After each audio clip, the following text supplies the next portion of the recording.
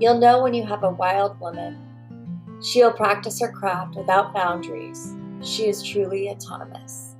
Her loyalty is only to the family she serves, a midwife who will not allow herself to be held back by a system she didn't create. This podcast is for the birth keepers who want to grow and change. We are open to learning through self-reflection and supportive community. We are creating this space to explore without judgment. We are remembering we were born wild.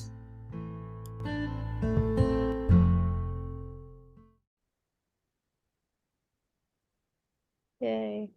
Hello, everyone. Welcome back to the Born Wild podcast. I'm one of your hosts, Sophia. And today we have a special guest with us named Jennifer Margulis. Did I pronounce it right? You did. I was thinking I have always been blessed with a very boring last name, married and maiden, so nobody ever messes it up. But thank you so much. I know we played a little email tag trying to connect, and I just trusted it would be the right timing, and we finally made it. And I heard you're battling hurricanes and jet lag and all sorts of stuff, so thank you for showing up on top of all that. I'm very happy to be here. Thank you for having me. Yeah, and will you start with introducing yourself to our listeners who are mommies and daddies and birth workers, and mainly that? I'm excited to share your story. So that'll be the subject of the rest of the podcast. No, I'm just kidding. Early introductions are not necessarily my forte, but I'm an investigative health journalist, and I've written or co-written or edited or co-edited 8 books. So I spend I spend a lot of time writing and researching, and I've also have 4 children. One was born in the hospital and 3 were born at home. And my last baby, I had 2 with midwives, and then my last, number 4, who's actually almost 15 years old, was born at home unassisted. I know so many questions about that. But first of all, I want to know, where does your journey begin? Is that when you became a mother? Was it, where did it start? Was it the first book? Where did your journey in this direction? You mean home birth journey? Just in general, yeah, like learning about all this and, finding that this was your passion. Yeah, it's true that birth and empowering women to have the kind of births that they really want to have is one of my passions. I mean, I have a lot of other interests that all have to revolve around kind of autonomy and health and happiness and vibrancy. So, but that is an excellent question. I was so excited to be a mom. I wanted to be a mother my whole life. And I was always a tomboy. Like, I was the girl with the dungarees that had the big grass stains on them. But I love children. I love just like sitting down and playing with them. And then I got pregnant, which was literally the thing I wanted almost the most in the world. I mean, I also wanted to do other things, but I just wanted a baby. And I felt like this was this incredible miracle that I was having a baby, and the medical establishment treated me like I was an accident waiting to happen. And so my husband and I were madly in love, and he came with me to every appointment. And after these appointments with the doctors, I would get in the car in the parking lot and just sob because I felt like I would just cry. I mean, I was super hormonal, and if there's any pregnant mamas out there who feel like crying right now, it's a very intense and hormonal time, especially with your first pregnancy. But it was also because I was being treated so poorly, and I didn't understand why, because my body was doing everything that I thought it should be doing. And so we actually switched. I have to tell you, I was being seen by midwives, and we switched from a hospital-based midwife practice to the doctors, because ironically the doctors seemed like we were going to get a little bit better treatment. And then the only doctor in the entire practice who I had not met, this was in Atlanta, Georgia, where my husband and I were both graduate students at Emory University at the time. The only doctor we had not met, and the only male doctor in the practice, ended up being the doctor who delivered my baby. And if listeners could see me, I put the word "delivered" my baby in scare quotes, because really what he did was sabotage my body's ability to, and my mind's ability to do what it knew how to do if he had just gotten out of the way. I probably shouldn't. I should have asked you before we started if it's okay to swear on your Yeah, podcast. I'll you can try to. totally swear. Okay. I was We gonna try to encourage keep it. it clean, but We encourage it.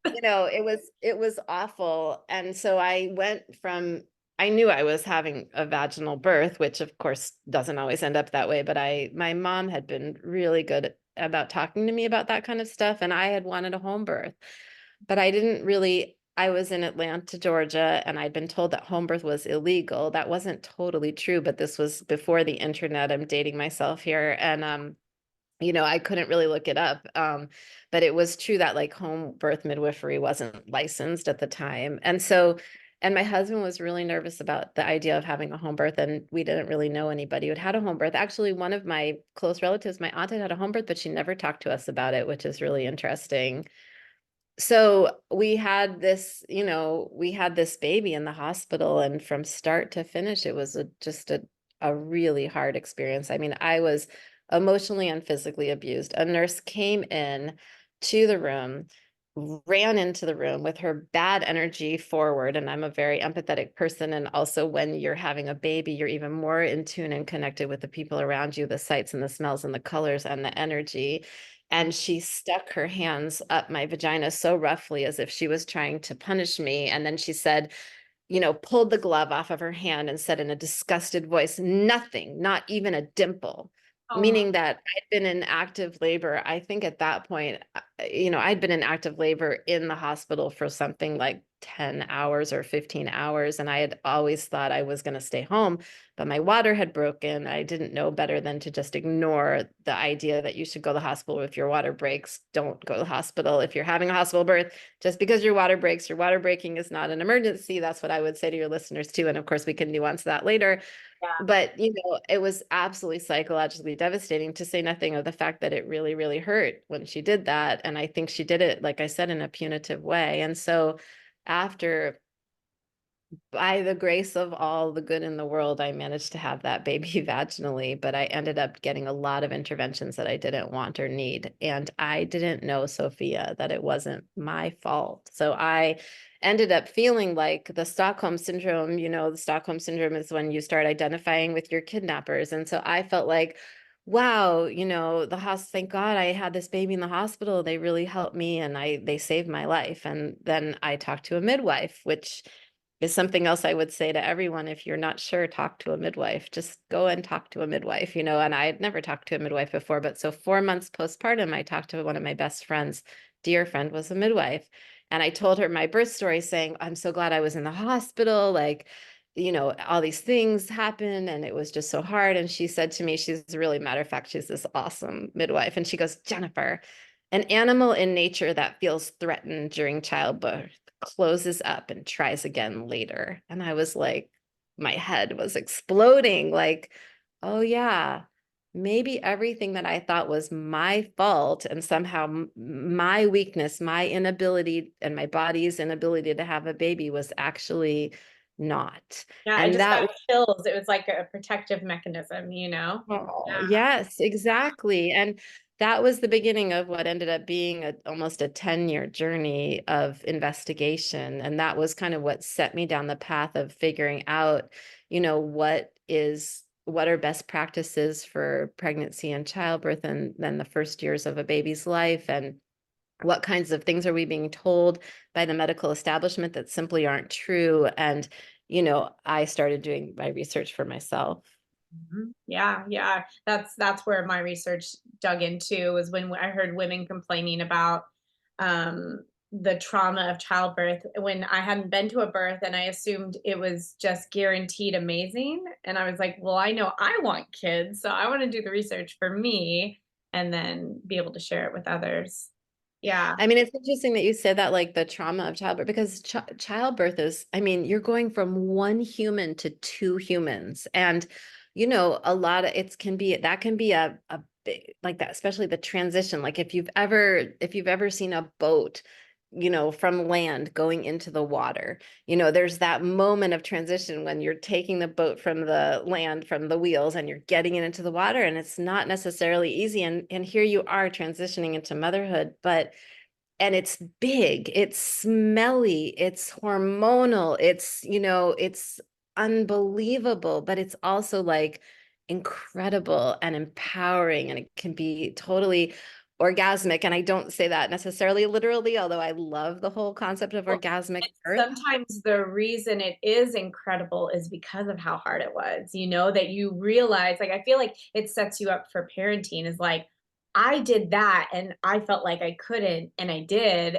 And that's why it's like becomes so much bigger, as long as you don't throw abuse on top of it.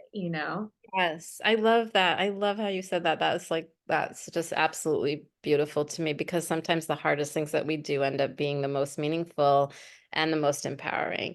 So I don't want to diminish for anyone how incredible and how kind of awesome, I guess would be the word, like awe-inspiring and difficult, and which is not to say that birth is difficult for everyone. It's not. I don't want to diminish that at all, but it does not have to be hard, yes, negative, no, or traumatizing, absolutely not. And with each of my births, I think I got more empowered and more able to really trust myself and my body and the process of giving birth, and take back kind of my power in each instance. And I think what's amazing, what I love, is talking to women who get to do that from the first birth. But I needed to have 4 babies, Sophia, in order to really get it right for Yes. me. So tell me a little bit about the like home birth with midwives and your transition to not having a midwife, because as home birth midwives who also support a lot of families who are having unassisted births, we have our foot kind of in both realms, and I'm curious what your journeys were like to make the shift. That's wonderful. And I have to say, it's not all home birth midwives who support. A lot, I feel like some home birth midwives feel about unassisted birth the way some obstetricians feel about home birth midwives. So, there are incredible, wonderful obstetricians. And of course, there are home birth obstetricians. I don't know if you've interviewed Dr. Stu Fishbein for this We podcast, but haven't, but we've done training. We've done our breech training with him. Yeah. yeah, you'll have to get him on. He's wonderful. But so he's for your listeners, for that name might not be familiar. He's a home birth obstetrician based in well, no, he used to be in California. He's oh gosh, where is Stu now? I I think can't remember either. I think he might have moved to Utah. That I sounds could be right. spewing this information as we speak. But anyway, so it's really nice to talk to you as midwives who support, free birthing moms too. But The thing we try to get across is that we don't have an ego on how we're needed. mm, Sometimes we'll have people call us saying, oh, we accidentally unassisted. We're looking for somebody to come check and make sure we're okay.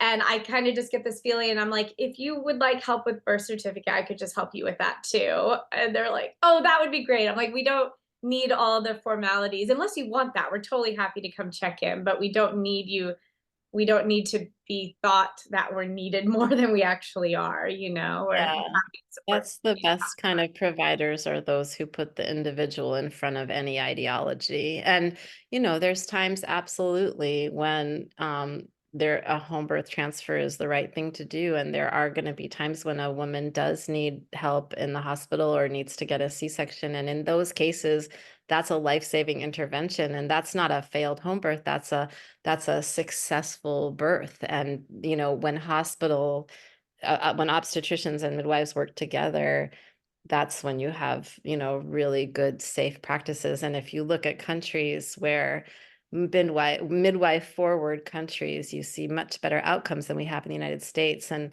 I would say the same is true about unassisted birth mamas or families. If they need to have backstops, they need to have people who are there, who are willing to help them. So we should not be judging or criticizing anybody for their birth choices. We should just be informing and empowering them. That's kind of my philosophy.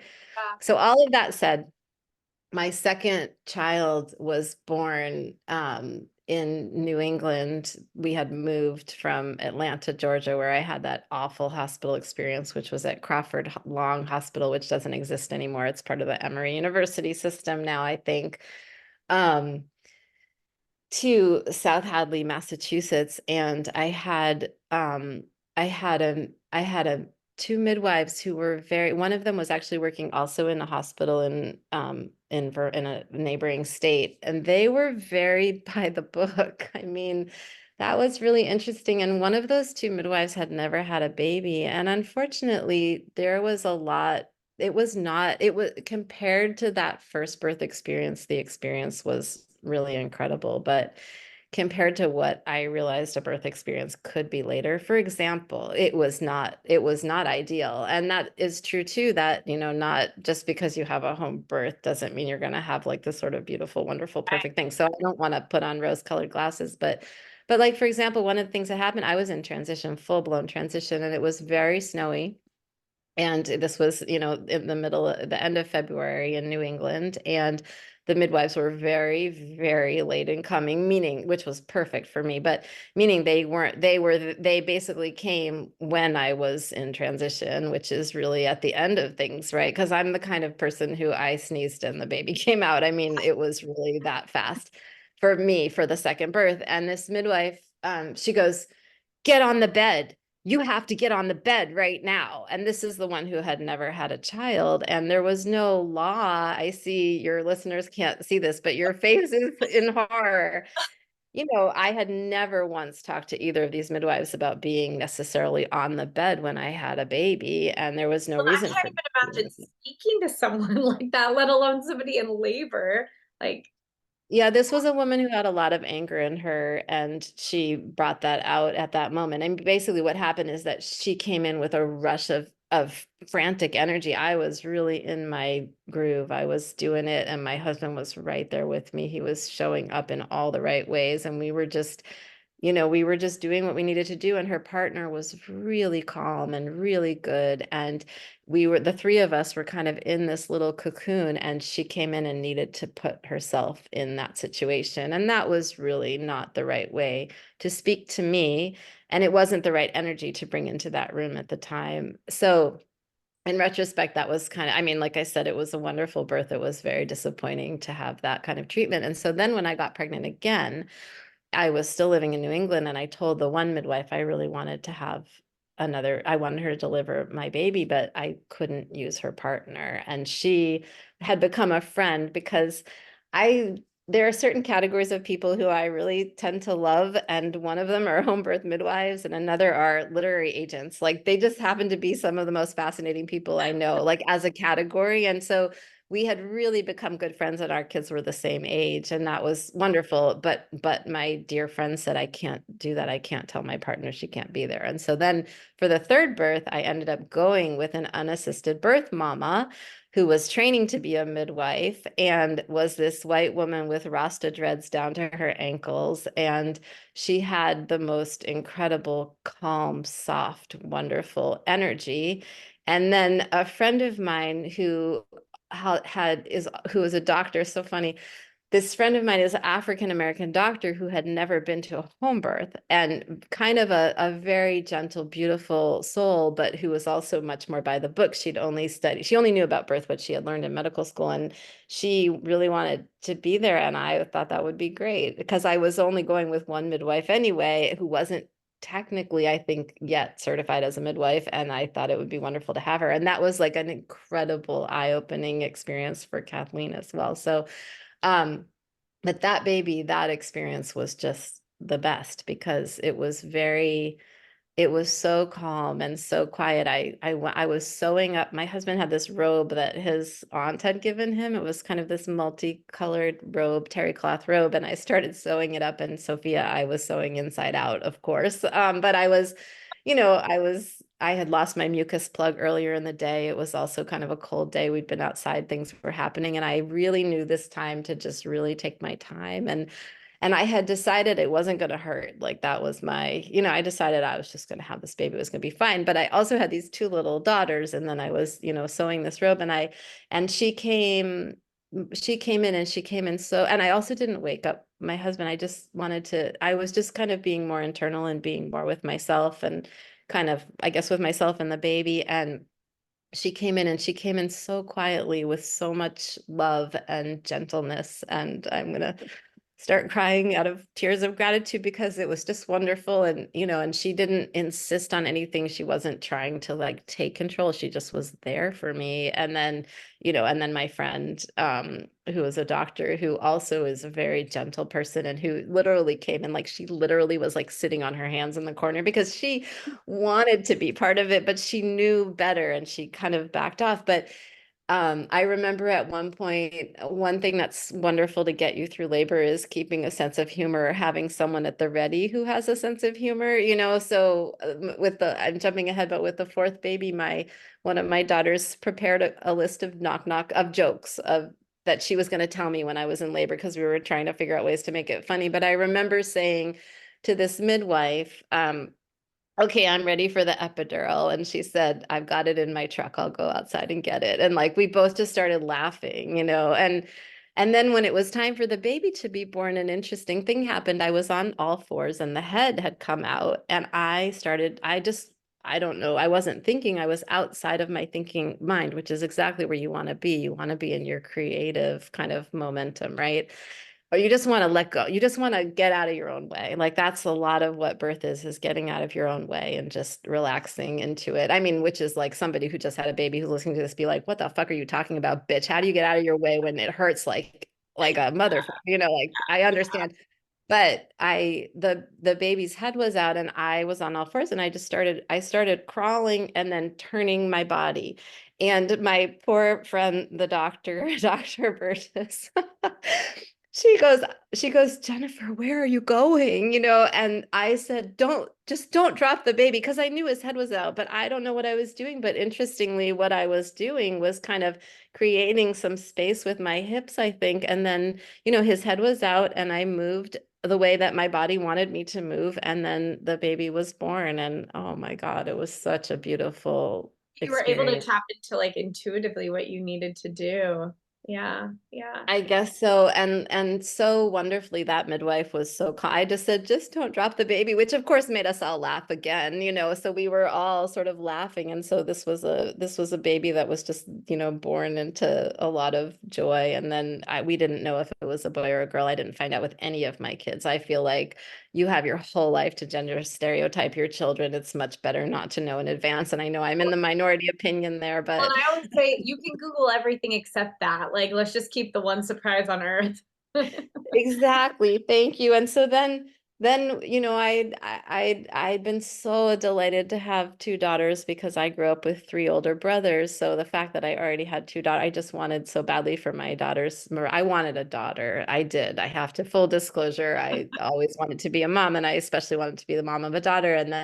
But then to have a baby that was a boy and to find out that it was a boy was like, just felt so incredibly special. And this little creature who is about to turn 21 and is very tall and very fit and very muscular. And it's hard to imagine he was this tiny little baby. He was so patient and he didn't cry. He came out with these big, open, curious eyes, and he just looked around. And I was like, how am I going to mother this beautiful thing? And like, I remember once, when he was just a few days old, like I accidentally kind of bonked his little head. And, if there's the only other time in your life that might be more hormonal than when you're pregnant is right those first few hours and days after the baby's born. And I remember thinking, oh my gosh, what have I done?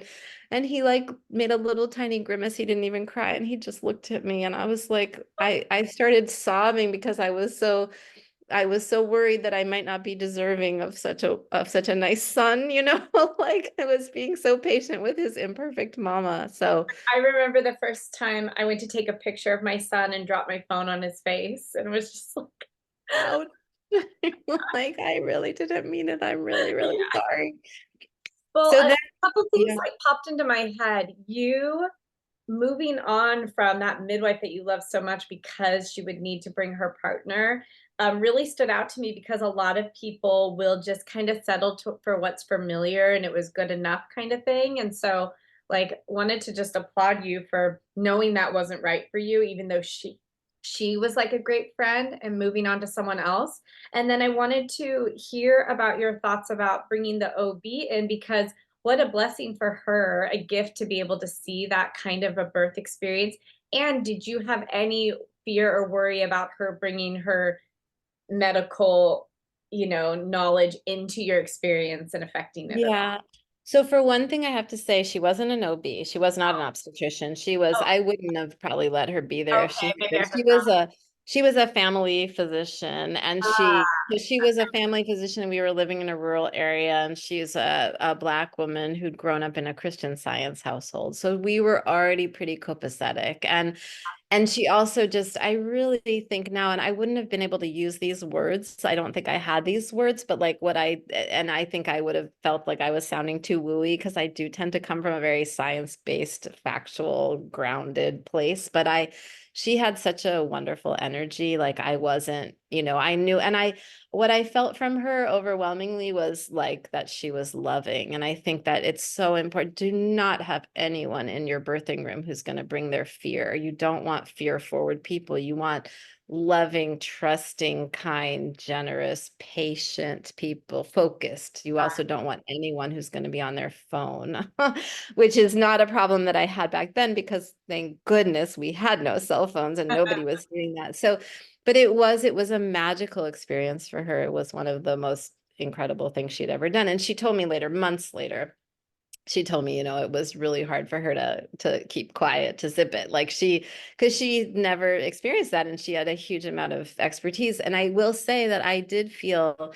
like if anything had gone wrong with the baby, like she knew how to resuscitate a baby. I mean, so did my midwife, but this midwife actually had 10 children by the time she was with me helping me with my baby, and she had 5 with midwives and 5 unassisted, and she's also RH negative, which people think is counterindicated. It was really interesting, but so it was a really nice synergy, and I'm glad that you said that, Sophia, because it was true. I really made the right decision, and it's never too late to fire your doctor, and it's never too late to fire your midwife. I hope you don't have to, but I'm saying this to your listeners, like, if you need to make a change, this is your birth and you get to do it on your terms. And if people are not coming up and showing up for you the way you want them to, you can make a change. And it doesn't have to be a cognitive reason that you can explain. It can just be an intuitive feeling. Mine wasn't about like firing someone, but I remember whenever I ignored that intuitive, it was always not the right thing for me. And I didn't need a reason, I just needed to believe in it. Yes, and intuition matters so much. I mean, I had a situation with my second child where a very close family member found out that they had an anencephalitic fetus, and that the baby, it was incompatible with life, and they chose at that moment, we were pregnant at the same time, and they chose to terminate the pregnancy, and I was doing no prenatal testing, and I didn't want to, and I had to really sit with that because it was really sad for this family, and I had to think about it a lot, and I felt I was both in my cognitive brain and in my intuitive brain because I felt like I actually it was such a synergy because I met another mom who had the same problem, and they had chosen to have the baby knowing that they were going to be saying goodbye. And I realized, first of all, that if there was something wrong with the fetus I was carrying, the baby in my belly, the fetus I was carrying, depending on how you want to say it, I wouldn't have terminated the pregnancy unless somehow my life had been, was going to be forfeited if I didn't. But then I also I kind of just sat with myself and felt really strongly that I was going to have that I was carrying a healthy fetus. And you could say, a doctor who's allopathic doctor who's conventionally trained might say, listen to me saying that and get angry. I can feel his blood pressure rising as he's listening to these words, thinking, well, that's so irresponsible. You have to do prenatal testing. How dare you do that? But I had decided, I decided that before, even when I had agreed to do testing, that I wouldn't terminate a pregnancy. Like these were babies that I wanted so desperately. And if there was something quote unquote wrong with the baby, that was and not to say that I don't support, everybody's going to make their own decisions. And of course, this family decided that they distanced themselves from the baby. They started calling it like the monster or something like that. I don't quite remember, but that was just how they needed, and they would make jokes about it. And that's how they coped with it.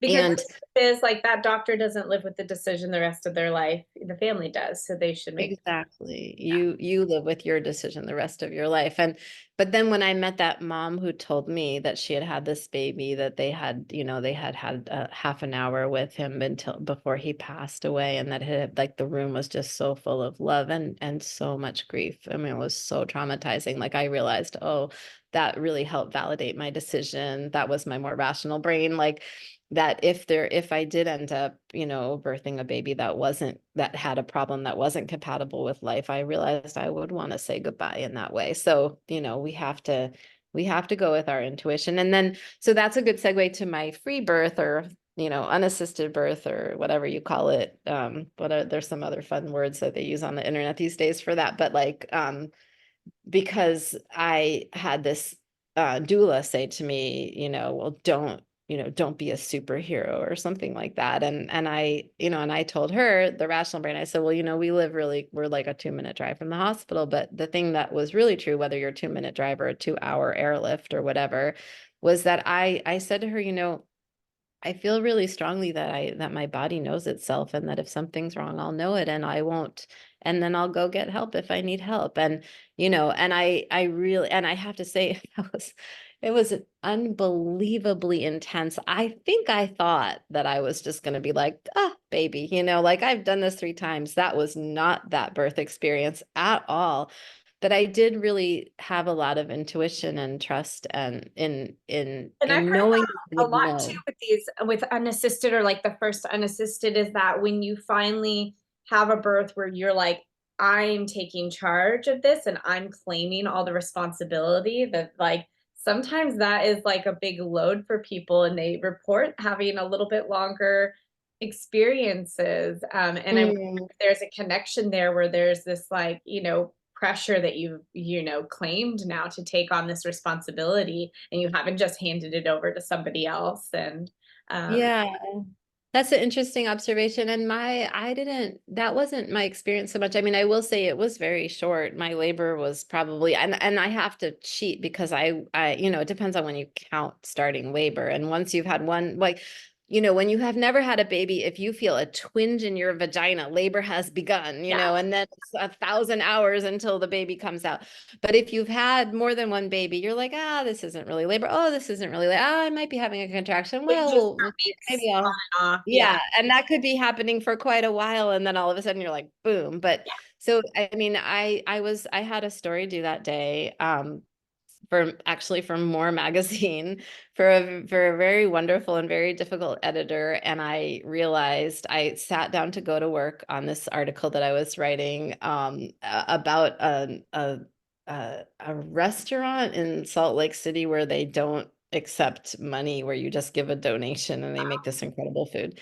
And I sat down. Oh no, it might have been a different one for them. It might have been about this crazy, this is the one. It was actually about a organizer in New Orleans. And I had gone to New Orleans when I was like I was like almost 9 months pregnant. And I was walking through the airport coming home from that work trip, and somebody said, "When's your baby due?" And I said, "The day before yesterday." Like, it was true. And then this baby was about to come out. I realized there was no way I was finishing the article. So I sat down at the computer and I wrote to my editor, Stephanie, and I said, I think I might be in labor. I'm not really sure, but I can tell you I'm not going to make the deadline today.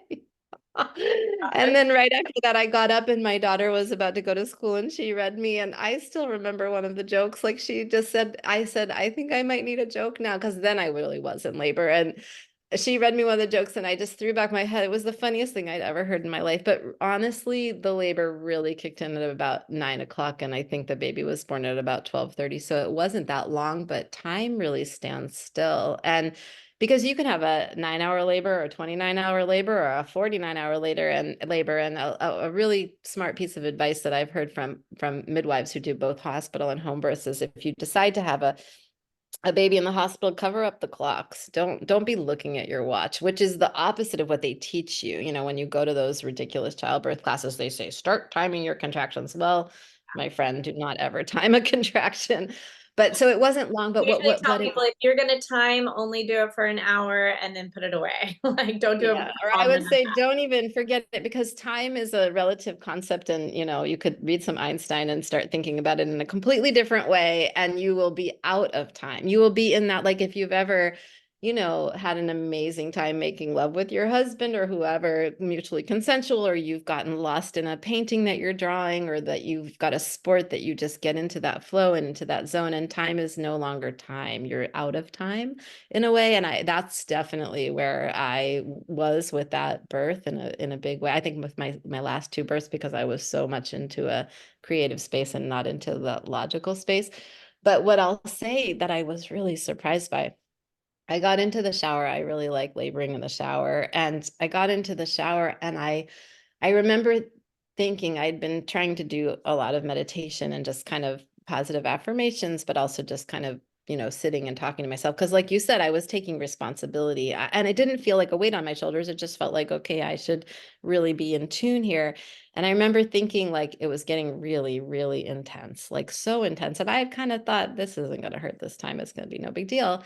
And I remember saying to myself, I am part of a long line of women who have successfully had babies. And like my mom did, and her mom before her, and her mom before her. And I was thanking my ancestors for helping me through this.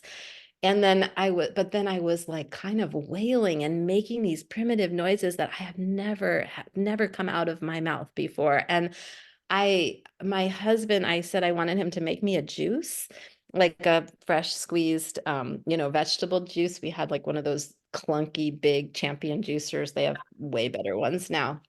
So he left the bathroom to go work on the juice. And when he came back, I looked at the juice. I was still in the shower. I have a really pretty picture of me in the shower, just you can only see my face, but like I'm just in it, And I was old too. I need to tell your listeners, like I was definitely in the, like, what do you call it? The advanced maternal age. None of this should have been so wonderful or easy or even possible if you listen to the allopathic model.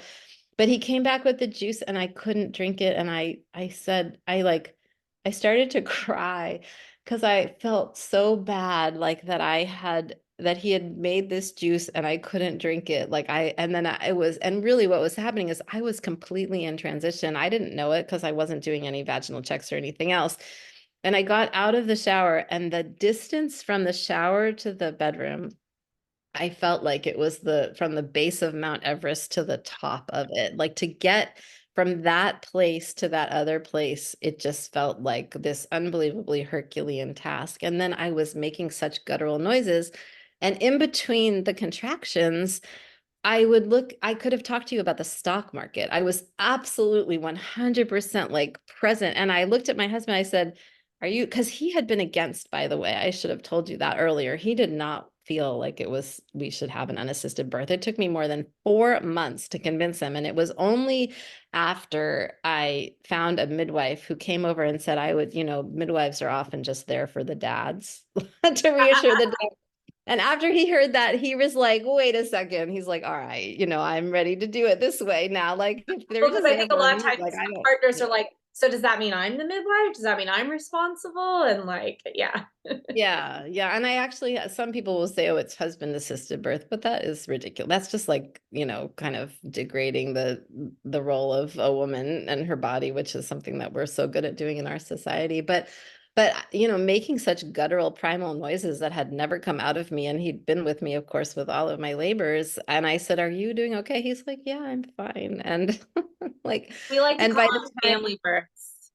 yeah, that's a nice way to say it. But by the time I actually got back to the bedroom, that was really, it was like, that was it. She was born. I don't even know how many times. I don't even feel like I pushed once, but I must have, yes, because she had to get out some way. But I kind of reached down and pulled her up with my husband's help. And I kind of was in a semi-sitting, it's a little bit hard to explain, but position. And then she was born, and I didn't I don't think I ever really felt like I was going to be able to do it that way. I think secretly there was this little piece of my mind that thought there's no way that I can actually have an unassisted birth. It's like if you've never been out of the country and you're going to Europe for the first time, you don't actually think when you get on the plane that you'll land in Europe, that Europe is just a concept that people made up to go like brag about their vacations, you know? And then you touch down and there you are, and you're in this incredible place that you've read about and, you know, heard so many things about. Because that was another thing that I did is I interviewed a ton of moms and who had unassisted births just to find out The about it. truth is, unassisted birth is the least complicated because to do anything other than unassisted takes effort. You have to call the person, you have to hire them, you have to do something to have anything other than unassisted. To just have unassisted, you just be. Yeah, you just give birth, right? So anything other than that actually takes way more effort. Yeah.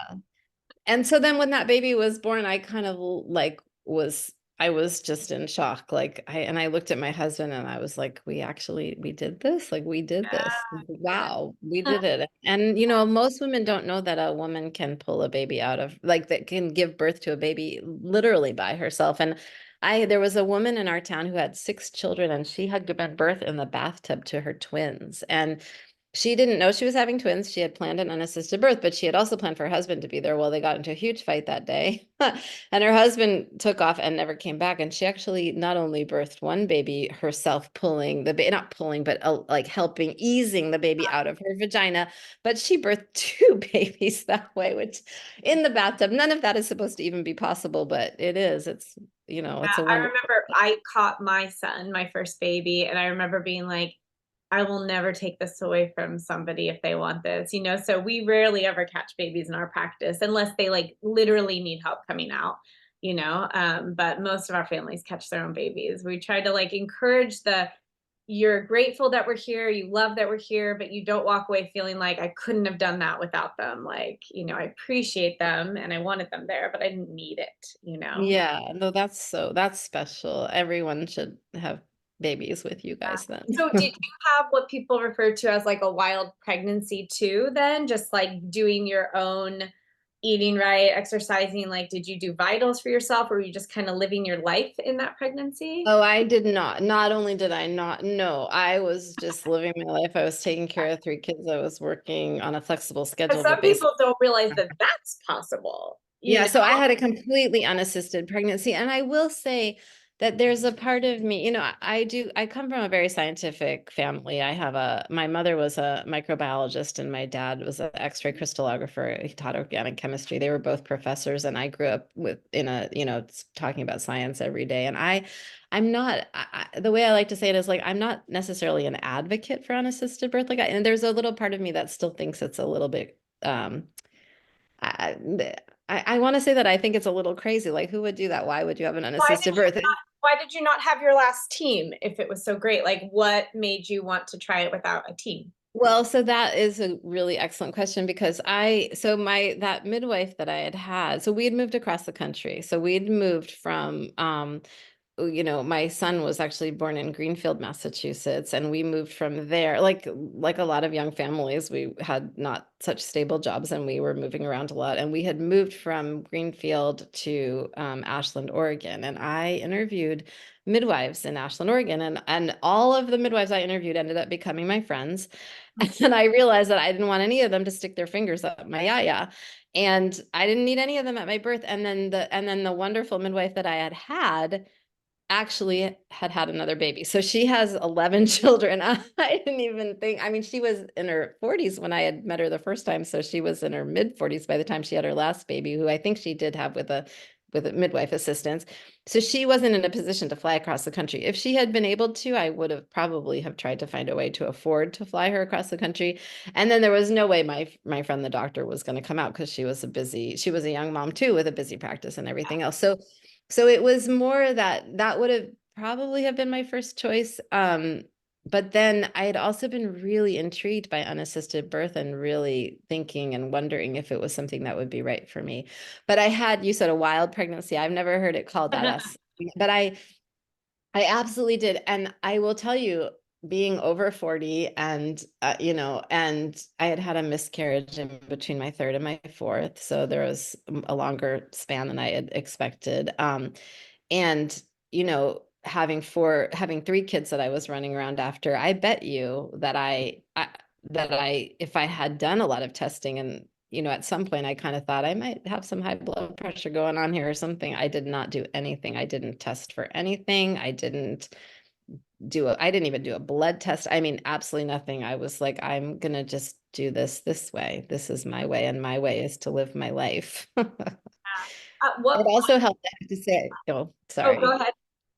No, I was just going to say, I had a friend who was having her first child and we were pregnant at the same time. So she was probably young enough to be my child. She was having her first, I was having my last. So she was this, and she ended up having just her mom and her, the baby's dad. They weren't together anymore, and then some friends at the birth. And she wasn't planning a unassisted birth.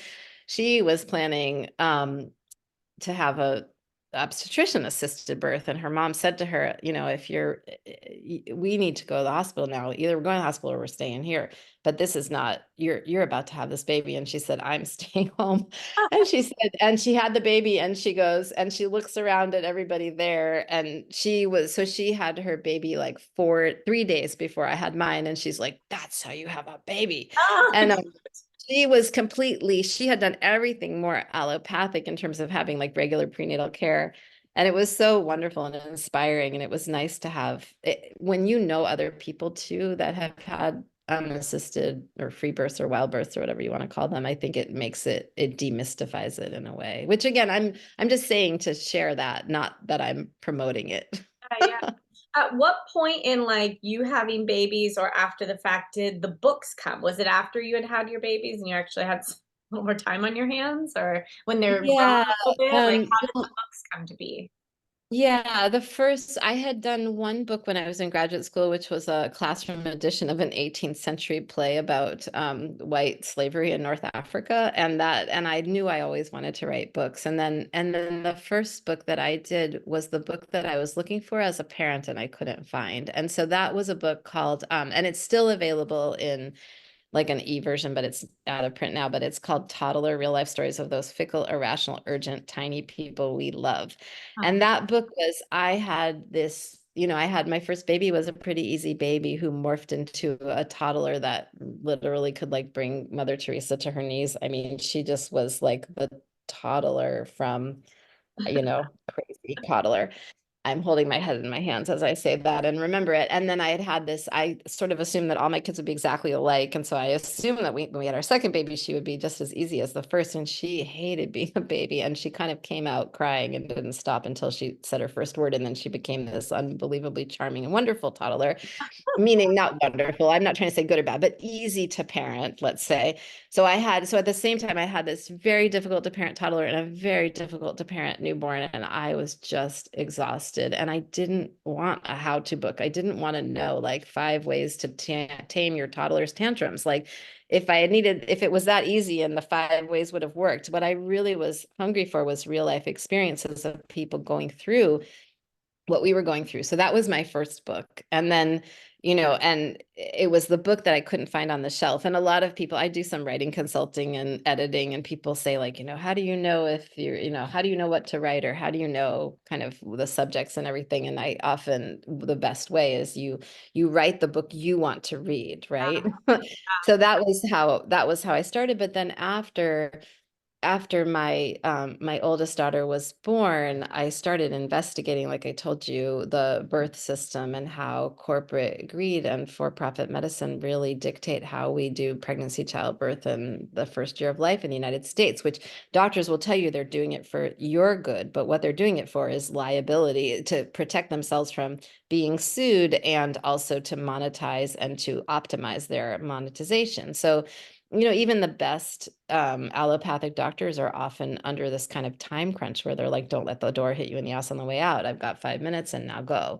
And that's obviously not in the best interest of anyone's health, which is why and anyone who's had a baby with a midwife knows this, that, you know, when you have a baby with a midwife, the midwife will spend easily an hour with you, and she'll talk to you about what are you eating and how are you feeling and how's your love life and what's going on with your relationship. And those are the kinds of things that really help you have a good, healthy pregnancy and a good outcome. And it's the kind of stuff that's completely antithetical to our profit-driven system.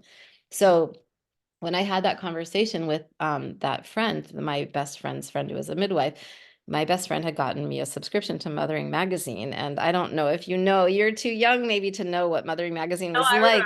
remember. Yeah. So it would come in the mail. This is so old fashioned, like, and it felt like I was getting a visit from a really good friend every single month. And I started reading Mothering Magazine. I was fascinated by it, and I started researching everything, and I got really involved and interested in the research. And then I became a contributing editor for Mothering Magazine, and I started writing these huge articles, like 5,000-word articles. And I wrote one about vaccines. I wrote one about unassisted birth. I wrote one about diapers. It's like hard to imagine that you could write 5,000 words about diapering, but I could have written 10,000 words about it.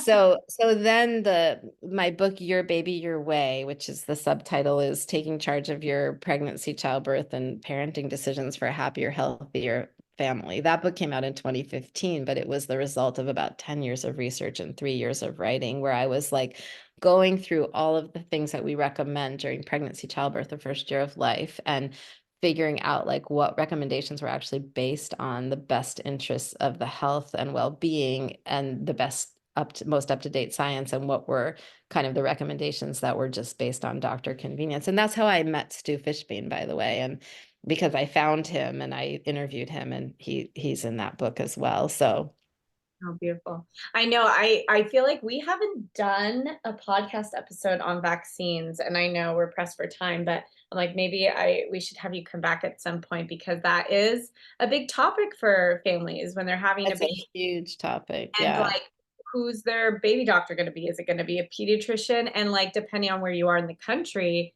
or the world, there's certain guidelines. Like here in California, you can't send your kids to school unless they're, going to follow the schedule or be up to date by the time they enter school. So there's like big decisions for families where they're like, oh, can we do that? Can we homeschool? Like, are we going to follow the Yes. schedule? So Or are we going to move out of state, or are we going to break the law? Because I think that unjust laws should be broken. So yeah, that's what if we, luckily yeah. there's a lot of underground options here for families. Yeah, which I don't know if we can say in your podcast or not, but I Yeah, have yeah. a chapter on vaccines in the book, Your Baby, Your Oh, Way. It's called Boost Your Bottom Line, like vaccinating for health or for profit, which actually came out of this long, long article that I wrote for Mothering. But then the book that I wrote after that, so that book came out, that was actually the hardcover came out in 2013, and then we changed a lot of it. They felt like it was too hard hitting. And so in 2015, we came out with Your Baby, Your Way, that my publisher was Scribner. And then in 2016, I wrote a book that we've sold 250,000 copies, which is called The Vaccine Friendly Plan. And that is actually the book that is the most well-known about all the books that I've written. That one I co-wrote with a doctor based in Portland named Paul Thomas, MD, and he was a pediatrician and a addiction specialist, and he's retired now, but he would be a wonderful person also to have on. By the way, his mother was a midwife, and he's a VBAC dad. So his wife had her first baby by cesarean, and then two subsequent children via vaginal birth after cesarean we section. recommend that book to everyone who's thinking about like vaccines, and questioning them. Well, thank you. I think that's a very friendly, if I could say it that way, It's in way the into title. the top, a very friendly and gentle way into the topic. And some people get really mad because they feel like it's too pro-vaccine, and other people get really mad because it's too anti-vaccine. And I think it's really the book to start the conversation about vaccines and how to choose the ones that your family really needs, and if you decide that that the way that you're choosing is to delay vaccines indefinitely, which is the way that you might say it gently, like to a doctor who wants you to vaccinate, say, I'm just going to take my time, or we're going to wait until I'm done breastfeeding or whatever, but if you decide that you want to go against the grain and against the schedule, though, it gives you the strategies to use to say no, thank you, which we all need to be able to say loudly, but perhaps gently, so we don't piss anybody off. I know. I wish we had more time, your personal stories were just so fascinating, because I did want to talk about like the medical freedom and safe vaccine. And in your bio that you had sent me, you had mentioned about teaching non-traditional students. What does that mean? That means students that are returning to school. So meaning that when I taught, that was in inner city Atlanta, and the students I was teaching, almost all of them were 20 or more years older than me. Some were grandparents. Most of them had had children. They had full-time jobs, and they were going back to school at sort of an unconventional age.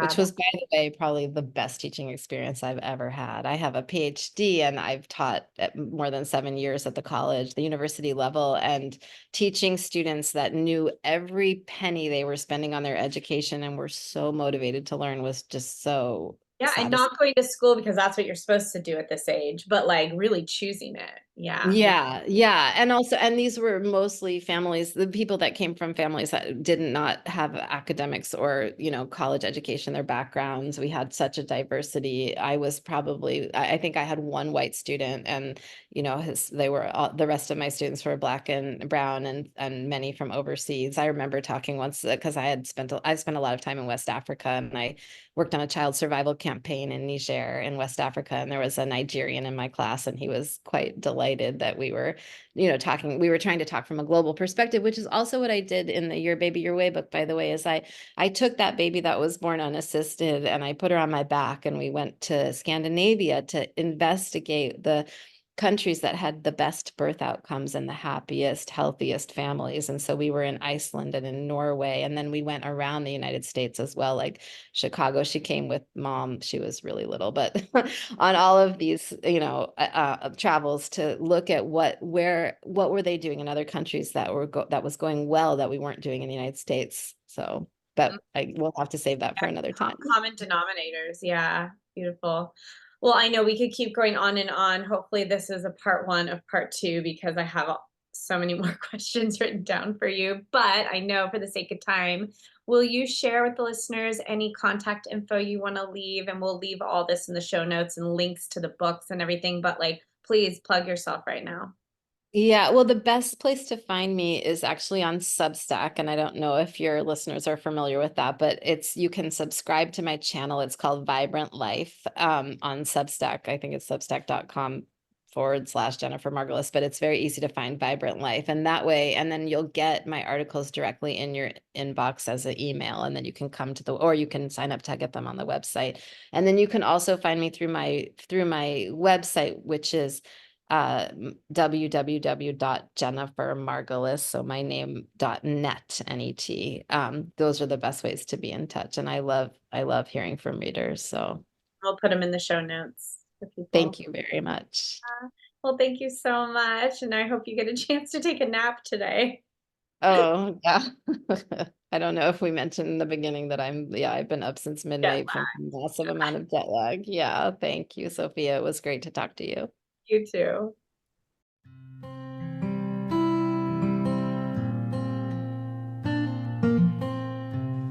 Thanks everybody for listening. You can find us at Born Wild Podcast on Instagram. For inquiries or feedback, you can email us at bornwildpodcast@gmail.com. You can find me, Emma Ray, on Instagram at Emma Ray, REA. Sophia at sophiabirth.com.